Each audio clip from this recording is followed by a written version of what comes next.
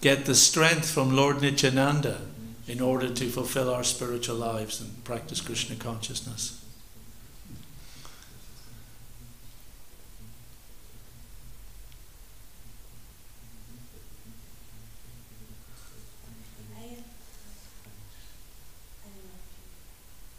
Yeah. So I'm sometimes confused, like personally, in my life, because at one point I understand the philosophy that we are not this body and that we should act as servants of Krishna and so on. But I feel like we're forced, even though we are in the spiritual society, that we are forced to think that we are the body. It's like it's imposed automatically as soon as we are in a society.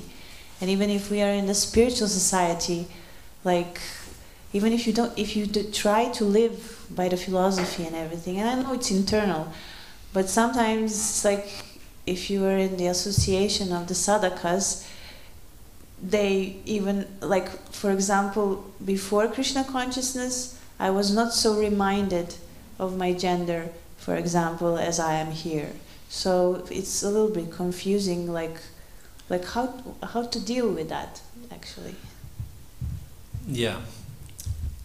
I understand I think it's a very serious and kind of deep consideration, particularly for the ladies of our movement. And I don't think we as men understand the kind of pressure or the way that affects our ladies. So we haven't got that right yet.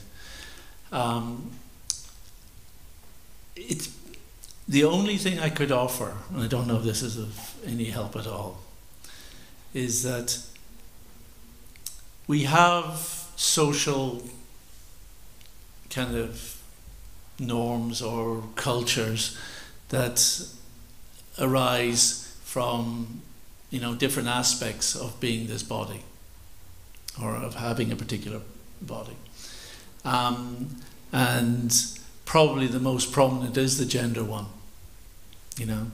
Ages has an aspect, changes relationships, old and young. Skills do, but I think the toughest one is the one relating to gender. It's not to try and remind us that we are this body. It's somehow or other to remind us that whilst I've got this type of machinery, this particular chariot, I've got to use it in this way rather than this way.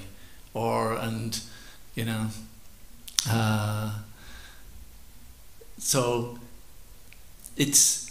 I don't think it has to make us more bodily conscious as such, because I don't become necessarily more entangled in the material concept by recognizing the limitations or particularities of my physical body.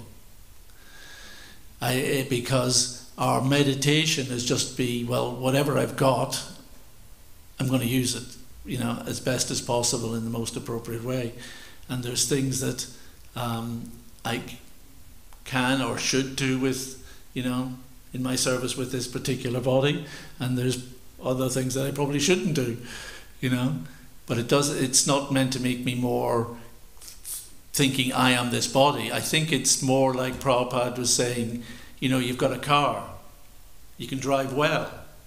Doesn't mean you think you're the car driving well. Or you can drive whimsically, and make mistakes. So I know this is a tough one, but...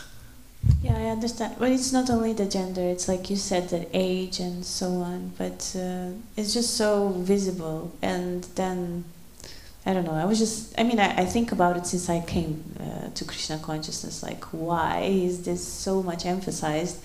And on the other hand, it's emphasized that we are the spirit soul, and then, it's like it's confusing, like how to act sometimes. And I understand what you're saying, but also like if we are going to talk about gender, then all the things that are mentioned in the scriptures, in the Shastras, they're not very realistic in this age. So in that sense, it's also like very confusing, and then you concentrate on these things, but actually you should concentrate on that you are the servant of Krishna. I'm not saying that there's a right way or a wrong way.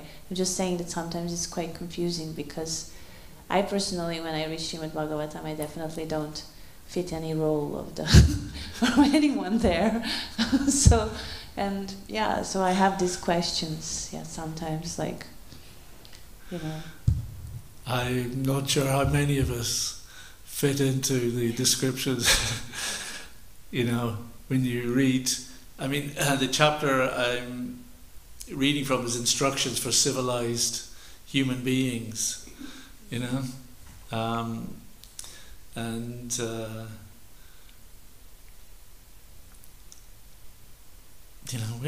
just little products of Kali Yuga. We've got to try our best, be inspired with the principles or the ideas or the notion of trust, faithfulness.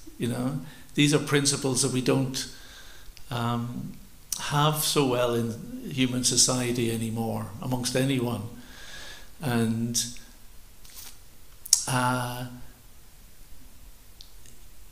trying to kind of live in a Vedic culture is just almost seems so beyond us. But there are aspects there that, if we do the best we can, I think that we slowly inch towards imbibing whatever qualities will be helpful to our spiritual life.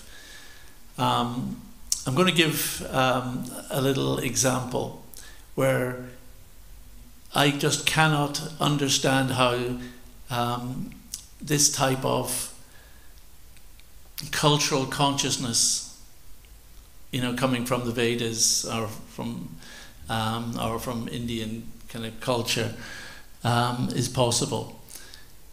Prabhupada gave the example of how to look after milk products when he was in the Mississippi temple. He told them, here's how it works in a village. People have their cows, they milk their cows, drink some of the milk immediately, because within half an hour it's still right. But after that it needs to be boiled. So then everyone brings their milk into this big, center of the village, big pot, pours the milk in, and then takes from there whatever milk they need for their families. At the end of the day, the milk is hot and warm, and then you throw in a culture. Overnight it turns into yogurt. Next day you start a new pot for the milk, but the yogurt's there, people can come and help themselves with the yogurt. Then after the next day, you churn that yogurt, whatever's left, into butter, and then people get the butter, and then you make ghee from whatever's left of the butter, and that's available forever. So no refrigeration. So environmentally, there's an amazing thing. But what gets me is, how is that trust?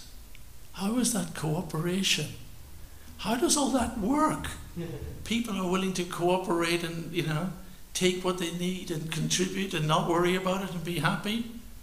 And you just go, that's a level of culture that I just can't fathom.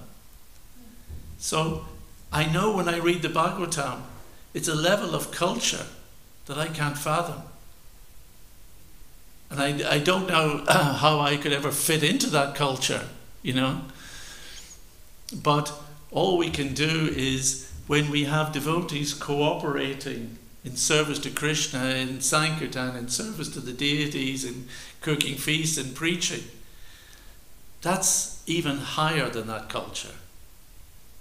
So I think that's all we can do, is just try and fit into the cooperation that is needed just to assist, just to make sure that whatever I'm doing, I'm helping other devotees, you know. And I think if we just always have that attitude that I'm just trying to help other devotees, and I whatever I need to do to help other devotees, that's perfect for me, you know.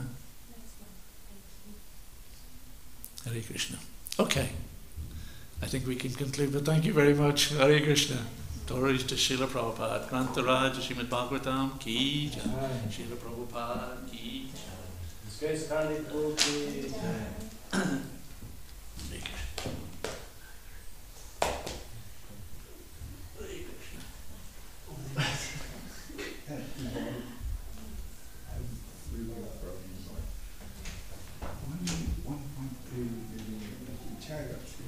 There's a connection between Vedic literature and Western literature.